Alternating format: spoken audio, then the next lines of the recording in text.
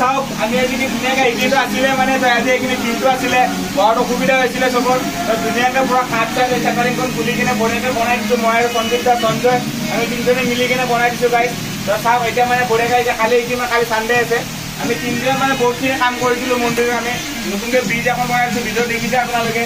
এইফালে চৌকাটো বনাই দিছোঁ এইফালে চাইড বঢ়িয়াকৈ সমান কৰি দিম এতিয়া কালি এটা বঢ়িয়াকৈ পানী থোৱা পানী চানী খোৱা মানে ভক্তবিলাকৰ কাৰণে এটা অসুবিধা নহয় এনেকুৱা কাৰণে আৰু এইফালে এখন চেয়াৰ বনাই দিম গাইজ আপোনালোকে চাই থাকিব কেনেকুৱা পাই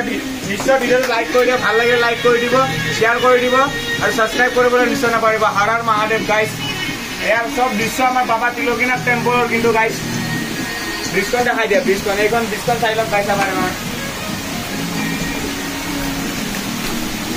নমঃ পাৰ্বতী পতে হৰ হৰ হৰ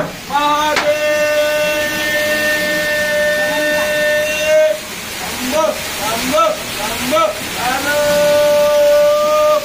রঞ্জন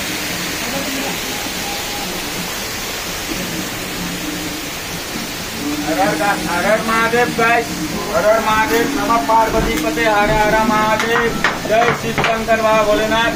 हर हर महादेव ओम नमो नारायण हर हर महादेव गाइस तो ऐसा हमारा बाबा तिलकीनाथ मंदिर चाওক ধুনীয়াকৈ পুৰা ধুনীয়া একদম ধোঁৱা লগাইছিলোঁ বঢ়িয়াকৈ ধোঁৱা ওলাই আছে চাওক হৰ হৰ মহাদেৱ বাবা